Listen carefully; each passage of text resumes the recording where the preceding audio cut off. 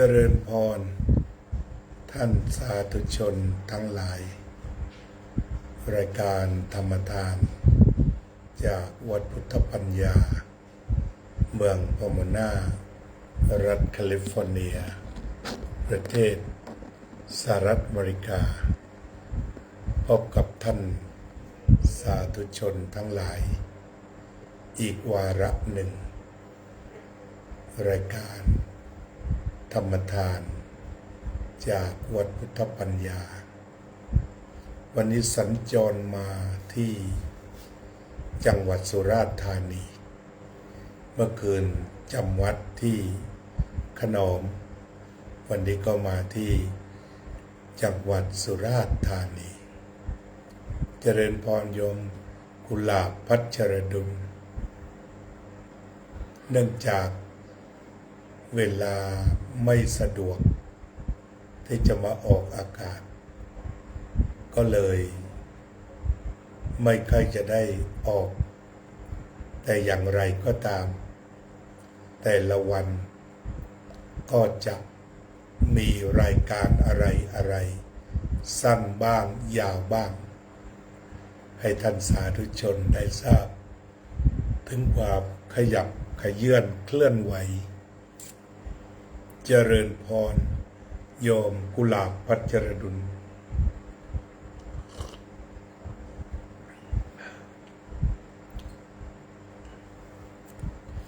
เพื่อการขยับเคลื่อนไหวต่อกิจกรรมต่างๆแต่วันนี้ก็ได้มีโอกาสพักผ่อนตามสมควรตอนนี้ก็เวลา2 ทุ่มก็จะเท่ากับ6 โมงเช้าทางรัฐแคลิฟอร์เนียจึงมาพบท่านสาธุชนทั้งหลายก็คงจะพูดธรรมะ2 โลกว่าโลกนี้กำลังมีอะไรปรากฏอยู่เจริญพรด็อกเตอร์ส่งเสริมแสงทองถ้าเรามองโลกผ่านธรรมเราก็จะเห็นว่าสิ่งทั้งหลายคือธรรมธรรมะคือสิ่งธรรมะคือสิ่งทั้งปวงหากเราสามารถมองว่าสิ่งทั้งปวงคือธรรมะธรรมะคือสิ่งที่มีอยู่จริงธรรมะคือสิ่งที่ปรากฏให้เราเห็นทางตาหูจมูกลิ้นกายใจเรียกรวมกันว่ามันมีแต่ธรรมะธรรมะก็คือความจริงความจริงที่เราพบได้ความจริงที่เราเห็นความจริงที่เราได้ยินความจริงที่เราดมมาความจริงที่เราสัมผัสความจริงที่เราน้อมนึกได้สิ่งเหล่านี้จริงหมดทีนี้จริงคืออะไรคือธรรมธรรมคือจริงจริงคือธรรมธรรมะจริงๆในโลกนี้เรามีธรรมะร่วมหลายอย่างเช่นเกิดแก่เจ็บตายเราเรียกว่าธรรมะสากลเพราะว่าอยู่ร่วมกันเราร่วมกันร่วมแก่ร่วมเจ็บร่วมตายร่วมเกิดในลักษณะอาการเดียวกันเราจึงเรียกว่าเป็นเพื่อนร่วมธรรมหรือธรรมจัสสันเจริญพรโยมรุ่งนภาโรจนะโบราณนนท์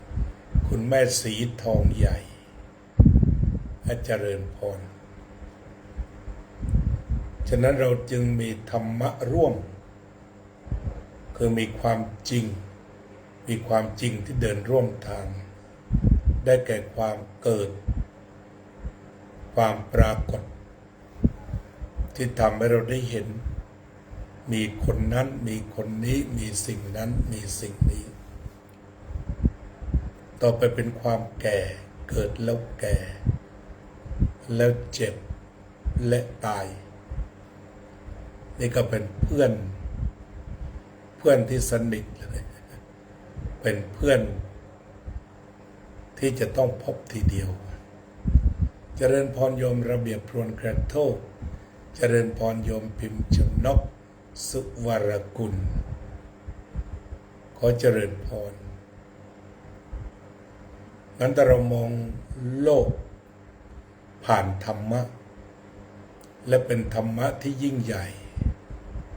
เราก็จะพบว่าความเปลี่ยนแปลงนี้คือเรื่องใหญ่ของโลกเราสามารถดูความเปลี่ยนแปลงได้ตั้งแต่หายใจเข้าหายใจออกนี่คือจุดแห่งความเปลี่ยนแปลง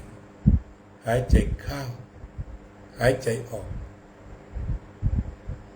เป็นธรรมะนะงั้นการเฝ้าดูเฝ้ารู้เฝ้ากำหนดเฝ้าเห็นการหายใจเข้าหายใจออกเมื่อไหร่สัมผัสว่าอ่อนโยนแข็งกระด้างมีพลังระหวยโรยรา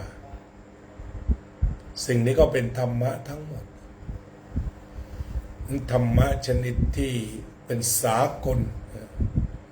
เราอยู่กับความเปลี่ยนแปลงเสมอ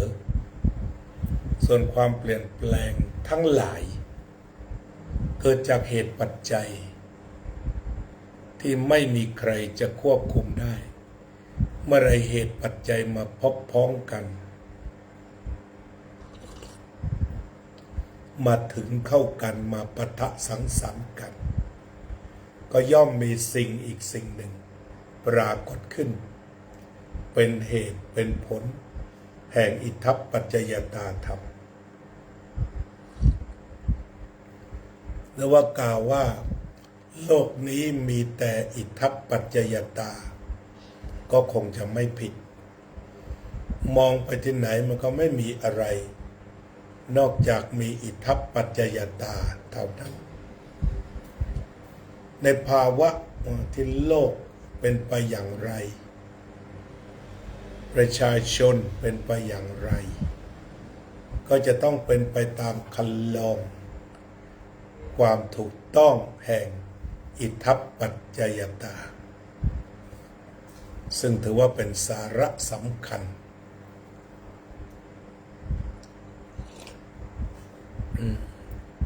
อิทธัปปัจจยตากฎอิทธัปปัจจยตาเนี่ยเป็นวิทยาศาสตร์นั่นกล่าวคือว่าทุกคนจะเห็นทั้งความเชื่อมโยงสัมพันธ์ผสมผสานกลมกลืนนี่อิทธัปปัจจยตาจะทำงานแบบนี้เป็นไปอย่างผสมผสานกลมกลืนเจริญพรโยมบัวผันโหนเจริญพรยามค่ำจากประเทศไทยเจริญพรเช้าแคลิฟอร์เนียนั้นมามองไปไม่มีอะไรนอกจากอิทธัปปัจจยตาดอกไม้งามการแสดงความเคารพดอกไม้ทุกชนิดที่โยมบัวผันกดขึ้นมาเรียบเรียงต่อกันการเรียบเรียงให้เป็นระเบียบก็เป็นอิทธัปปัจจยตาอีกชนิดหนึ่ง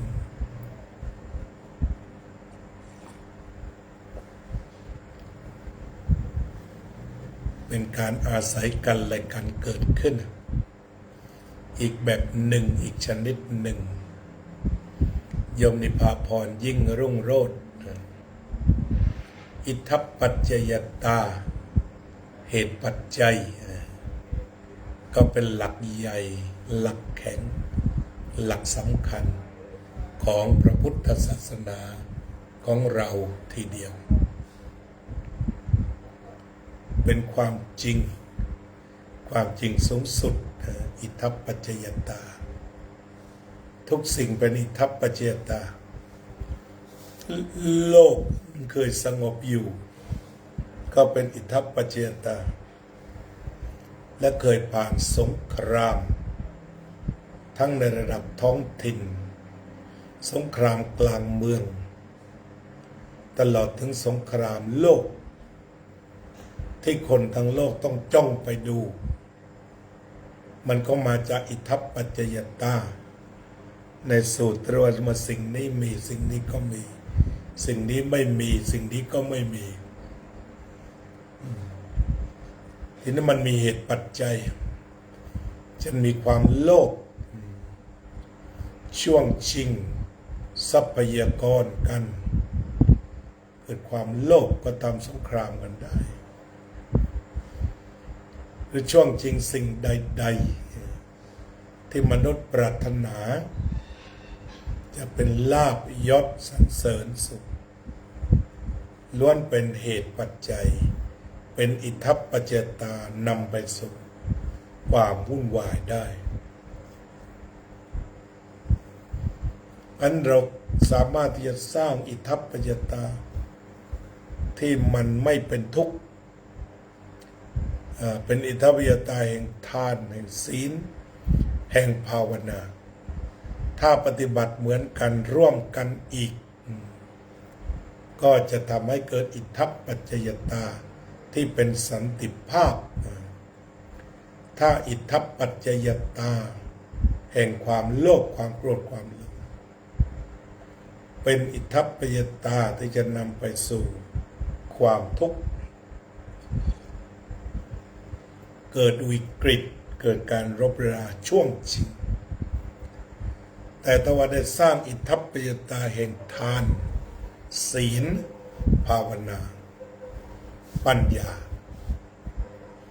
มันก็เป็นการนำไปสู่โลกคือสันติประมาณไม่ต่ำกว่า50 ปีหลังสงครามโลกครั้งที่2ประเทศใหญ่ๆพากันพัฒนาด้วยการให้การศึกษาศิลปะวัฒนธรรมศาสนาไปมาหาสู่ชีวิตกึ่งศตวรรษที่ผ่านมาก็เป็นชีวิตที่สันติสุขเจริญพรโยมกัลยาว่องทิพย์คงคาโยมดวงสมรวงลิ้มพระสาธิตธีระปัญโยสวัสดียามเย็นจากประเทศไทยสวัสดียามเช้าจากอเมริกาเรื่องของธรรมที่จะช่วยโลกจะต้องไปเข้าใจว่ามันต้องเป็นอิทัปปัจจยตาที่ดีอาจารย์สาธิตก็สอนอิทัปปัจจยตากันมันจะต้องสร้างเหตุปัจจัยที่ดีอย่างที่วัดท่านอาจารย์สาธิตเหตุปัจจัยดีสิ่งแวดล้อมดีน้ำดีดินดีปุ๋ยอินทรีย์ดีผักดีมะม่วงลูกโตและหวานปีนี้ยังไม่ได้ผ่านไปชั้นเลย อันนี้ก็เป็นอิทัปปัจจยตาอิทัปปัจจยตาจึงเป็นธรรมะร่วมของทุกชีวิตสิ่งที่ปรากฏให้เราเห็นก็เป็นเรื่องอิทัปปัจจยตาทั้งหมดทีนี้จุดสำคัญของอิทัปปัจจยตาเรียกว่าเหตุปัจจัยเหตุปัจจัยตัวนี้เราเรียกสั้นๆว่าธรรมะถ้าเราทำอิทัปปัจจยตาดีสร้างเหตุดีให้เกิดผลดีผลดีผลดีมันก็จะเป็นอิทัปปัจจยตาฝ่ายบวกแต่ถ้าการกระทำทางกายวาจาใจที่มันมีผลกระทบต่อสิ่งแวดล้อมเช่นการตัดไม้ทำลายป่าธรรมะมันก็ปรากฏเป็นไปอย่างนั้นนั่นก็คือว่ามันทำให้ป่าเสื่อมโทรมก็ทำให้เกิดความแห้งแล้งเกิดน้ำแข็งขั้วโลกเหนือละลายเหล่านี้ มันเป็นอิทธิปยตาทั้งหมดดังที่สุบุญเลี้ยงกล่าวเด็ดดอกไม้ดอกหนึ่งสะเทือนถึงดวงดาว ฉะนั้นเวลาเราหายใจเข้าออกด้วยสติครั้งหนึ่งมันจะสะเทือนไปทั้งโลกในทางที่ดีที่เป็นสันติ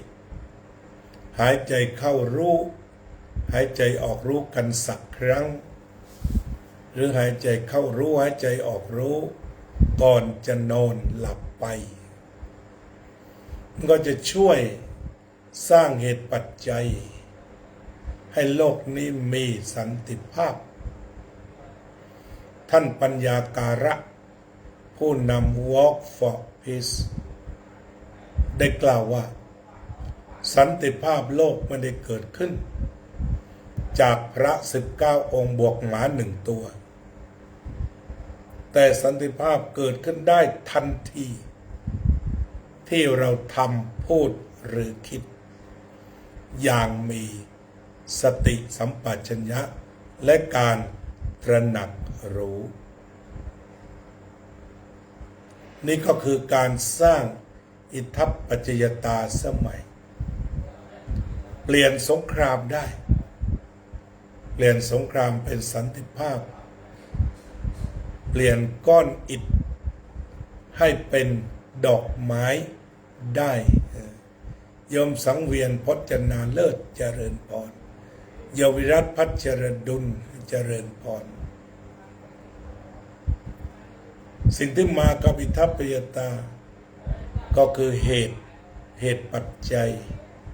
และความเปลี่ยนแปลงมันเป็น theory for all เป็นทฤษฎีของทุกสิ่งดังที่ไอน์สไตน์ได้กล่าวว่าเป็นของทุกสิ่งเป็น theory for all ถ้าเราจะไปปรับของพระพุทธองค์ให้เรียกในโลกสมัยใหม่ก็เป็นดัมมะ for all เพราะธรรมะก็มีทั้ง theory และ practical อยู่ในทีแต่มันเป็นอิทธิปัจจยตาคืนนี้ก็มีอิทธิปัจจยตาทางธรรมจากประเทศไทยเช้าตรู่นี้ที่อเมริกาก็เริ่มชีวิตด้วยอิทธิปัจจยตาตั้งแต่หายใจเข้าหายใจออกเดินไปอาบน้ำชำระร่างกายหรือจะไปทำครัวล้วนเป็นอิทธิปัจจยตาที่จะต้องใส่เหตุปัจจัยจะต้องทำเบรคฟาสต์ที่อเมริกาจะต้องทำดินเนอร์ในประเทศไทยล้วนต้องใช้อิทธิปัจจยตากราบขอบพระคุณรองศาสตราจารย์ดร.พระมหาสงัดดำคุ้มทิตสาโรพระเดชพระคุณเป็นผู้มีบุญมากเป็นผู้สร้างวัดเจดีย์หลวงให้สวยสดงดงามเป็นสถานที่สำหรับการทำบุญการพักผ่อนหย่อนใจฟอกจิตฟอกใจฟอกปอดมีพร้อมเลยทีเดียววันนี้ท่านอาจารย์เจ้าวาดวัดเจดีย์หลวงเจ้าคณะอำเภอขนมได้นำคณะผู้ใจบุญเดินทางมาส่งร่วมฉันเช้าร่วมสนทนาร่วมทำกิจกรรมขอบพระคุณ Facebook รองศาสตราจารย์มหาสหัสดำคุ้มกับบรรดาทีมงานเป็นที่ปรึกษาเจ้าอำเภอฝ่าย Audio Visual ที่ได้เก็บภาพธรรมชาติที่ได้สนทนาต่อกันท่านอาจารย์มีฝีมือที่ฉกาจฉกันและก็สวยงามเป็นเจ้าคณะอำเภอที่พร้อม สมกับว่าขนอมพร้อมมูลเมื่อวานก็ได้สัมภาษณ์คุณอรุณแล้วก็วันนี้เดินทางร่วมกันดึกดื่นเมื่อคืนก็ออกอากาศอยู่ที่วัดท่านอำนวยความสะดวกหลายวันป่วยท่านก็ดูแลอาหารที่เหมาะสำหรับผู้ป่วยหรือว่าพระคิลานะภิกขุหรือว่าภิกษุไข้จึงขอกราบขอบพระคุณในเมตตาในด็อกเตอร์รองศาสตราจารย์พระมหาสงัดมาณโอกาสนี้พระดีมีอยู่จริงๆที่วัดเจดีย์หลวงตำบลควนทองอำเภอขนอมจังหวัดนครศรีธรรมราชเจริญพรจิราวันคงจินดาเมื่อวานวันนี้ก็มาพบมาทำภัตตาหารถวายเป็นหลานคนแรกของอาตมาอายุ55แล้วครับผมโพสต์รูปท่านด็อกเตอร์คนเข้าชมคลิปจำนวนเยอะมากครับกราบขอบพระคุณในความกรุณาเมตตากรุณามุทิตาอุเบกขาครับมีพร้อมครับผมกราบขอบพระคุณจริงๆท่านอาจารย์พาผมไปเที่ยวทั่วแล้วก็ได้นำเอาคลิปมาฝากญาติโยมเสมอครับท่านอาจารย์จบปริญญาโท2 สาขารู้สึกจะเป็น Buddhist Study แล้วก็ Public Administration หรือ Education แต่ว่าท่านก็เป็นผู้บริหารการศึกษา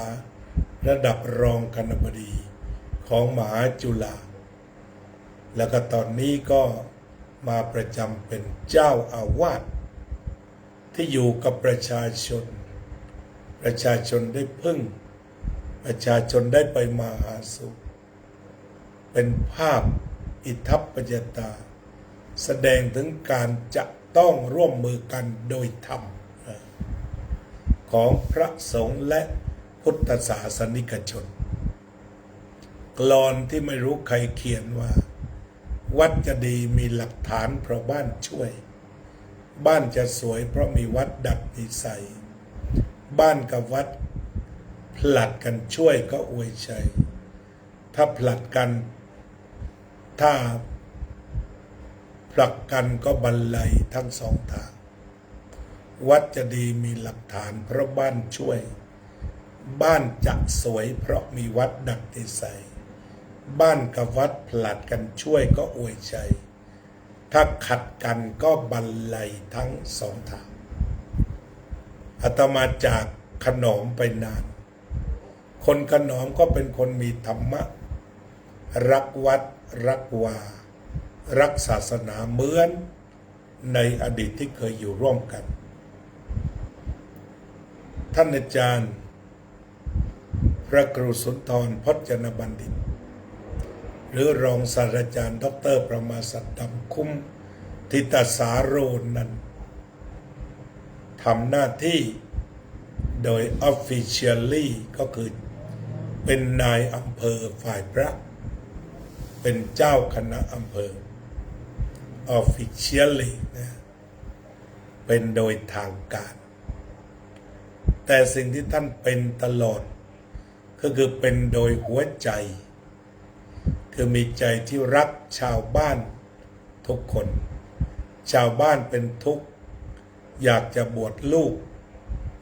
อยากจะบวชหน้าไฟจูงศพพ่อแม่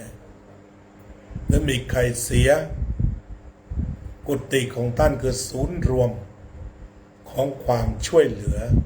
และความเมตตานี่ก็เป็นที่ประจักษ์อาตมามาอยู่สัก5 วันหนึ่งตั้งแต่ตื่นเช้าก็มีคนเข้ามากราบมาไหว้มาพูดมาคุยท่านอาจารย์ก็มีอัธยาศัยแบบพระโบราณ ใครมาเรือนชานก็ต้อนรับขับสู้ที่กุฏิท่านจะมีกาแฟไว้รับไปต้อนรับพี่น้องทุกคนท่านก็เล่าอย่างสนุกว่ามากุฏิเจ้าอาวาสวัดเจดีย์หลวงแล้วไม่อดกาแฟก็คือกาแฟที่ญาติโยมถวายท่านมาทยอยมาเลี้ยงคนท่านก็มีกาแฟเลี้ยงพระแต่เช้าเป็นเจ้าวาดเพียงไม่กี่รูปตื่นขึ้นมาชงน้ำชากาแฟไว้เรียบร้อยพระกลับจากบิณฑบาตฉันเสร็จก็มาประชุมสภากาแฟกับท่านถือว่าสุดยอดมากนี่คือท่านเป็นศูนย์กลางของอิทัปปัจจตาชาวบ้านทุกหมู่เหล่าได้เข้ามาวัดแล้วก็ชื่นใจแล้ววัดก็พร้อมหมดมีเจดีย์มีโบสถ์มีวิหารและมีต้นไม้มีนกมีหมูหมากาไก่แมวซึ่งอยู่ร่วมกันอย่างมีความสุขแบบอิทัปปัจจยตาหมากับแมวก็ไม่กัดกันมันเป็นอิทัปปัจจยตากันแล้วเพราะไม่มีการรบกวนกันหมาก็อยู่มีความสุขแมวก็มีความสุขนี่คืออิทัปปัจจยตาญาติโยมบ้านเหนือบ้านใต้ทะลุทะลวงมาถึงอำเภออื่นจังหวัดอื่นเพราะมันมีสายสัมพันธ์ที่เรียกว่าสังฆาวัตถุมันจึงเป็นอิทัปปัจจยตาท่านมีการเจรจาดีพูดคุยไพเราะสนุกสนานท่านเป็นผู้ให้นึกถึงประโยชน์ของทุกคนตามรอยบาทของพระศาสดาและเป็นกันเองกับทุกคนท่านทรงคุณธรรมแบบนี้ยังนั่งอยู่ในหัวใจของคนคนก็รักวัดเห็นแล้วก็ชื่นใจมาสัมผัสและชื่นใจมากที่ท่านทำงานเพื่อมวลประชาเรารู้สึกว่ามาเหยียบเข้าวัดเจดีย์หลวงมันเยือกเย็นสังคมมันมีความหวังเมื่อวานคุณแม่ไปหามาหลายวัดแล้วเขาก็บอกว่าจะบวชลูกชายระยะสั้นบวกลบ25 วันก็ไม่มีวัดไหนอยากจะบวชเพราะก็ทำกฎกันว่าต้องเดือนหรือ15 วันแต่ท่านอาจารย์เจ้าคณะอำเภอขนอมซึ่งใจดีทุกองค์พระที่นั่นใจดีทุกองค์ก็รับเอาไว้เราจะเห็นว่าแม่นี่มีความสุขมากแม่นี่ฟังคุยแล้วแต่ว่าเป็นชาวพุทธที่มีวัฒนธรรมหนาแน่นคือส่งลูกเรียนจนจบอย่างดี แต่สิ่งที่แม่ขอไม่ได้ขอเงินเดือนแรกแต่ขอให้บวชแล้วก็โชคดีที่ลูกกตัญญูอีก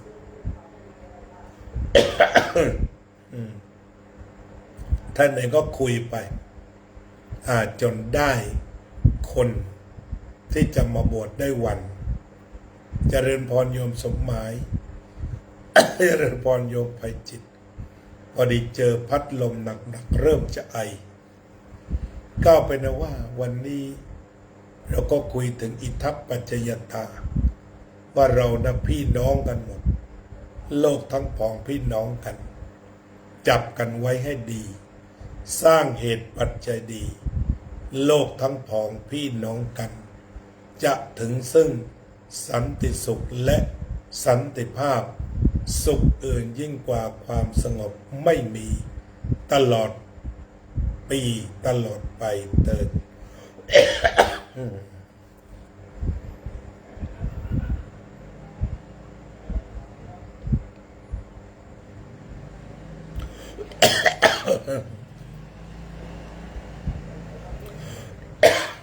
อากาศเปลี่ยนไอด่วน